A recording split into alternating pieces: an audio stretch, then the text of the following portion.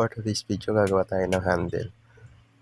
Although lalagyan ng butas ng flush handle. Flush handle kasi lalagyan dito dahil sliding door na yung gagawin natin dito. Kaya flush handle. Kaya gagawa tayo ng butas para dito. Ito yung gumawa ko ng guide. Ayun. Yung nasa knowledge board na yun yung pinaka guide niya. Ang gagawin ko muna rito, kukunin ko muna yung center ng ating lalagyan ng handle, flush handle. Para sa center ko siya ilalagay. Sliding kasi itong ano na to, door ng cabinet.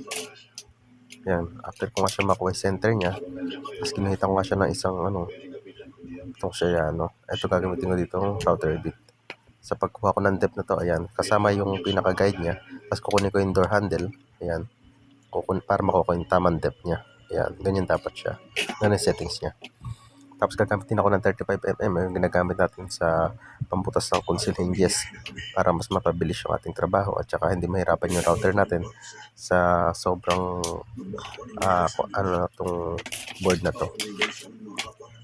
Sa ng lagay na to, ayan, tatapat ko lang dito sa pinaka-center niya yung kanyang guhit. Yung pinaka-line na ginuhit ko sa pinaka-gilid, ako lalagay itong isang, ayan, makapasin nyo dyan sa gilid na yan. Ayan, nakatapat dyan yung guhit ng lapis yan sa pinaka-center na yan. Tapos sa pagkakalam ko siya ng medyo mahigpit para hindi siya gumalaw pagka nira-router na natin siya.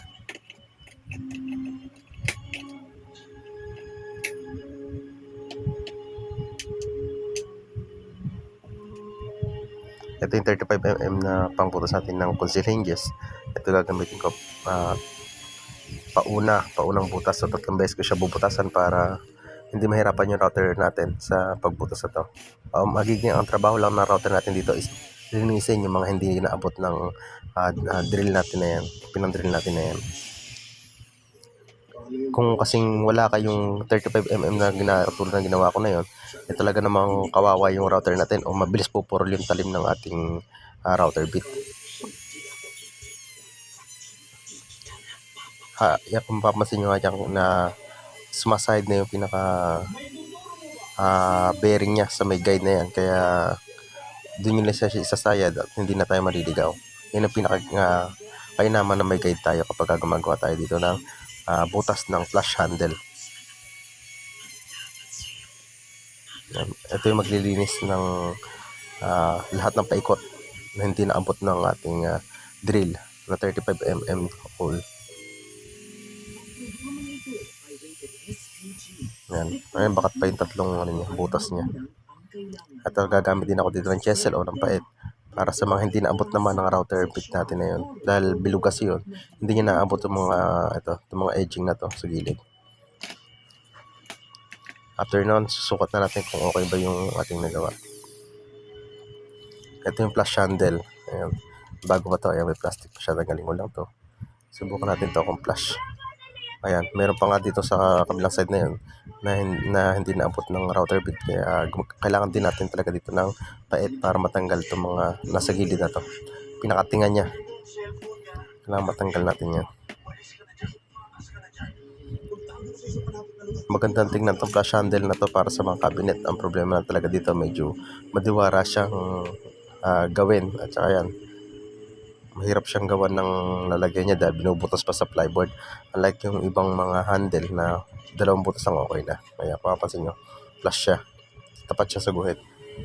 At ito nga pala, kailangan pa natin siyang butasan ng 2 butas para sa tornilyo niya na ilalagay sa likod. Para hindi pagkahinila natin mas maging matibay siya dahil meron siyang tornilyo sa likod. Yan. Ayun na yung butas niya. Bali 2, lalagyan siya ng tornilyo. Yan. Ganyan yung tsura niya. Ayun yung butas niya para sa tornilyo. Yan. Bali 2 handle to. Kaya 2 door. Kaya i-repeat lang natin dito sa kabilang panel naman. Yung ginawa natin kanina. Same process lang din siya. Kaya mainam talaga na meron kayong 35mm yan o yung ginagamit natin pang butas sa may ating conceal hinges. para mas mapabilis tsaka hindi talaga mahirapan yung ating router bit. Importante na meron tayong ganun.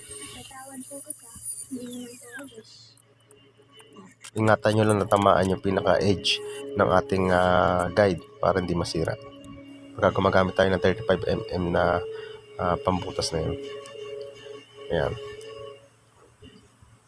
Mapapansin nyo nga rito, flash talaga siya. Ayan. Tsaka yung guhit niyan, nakapantay. Okay, ganyan. Thanks for watching.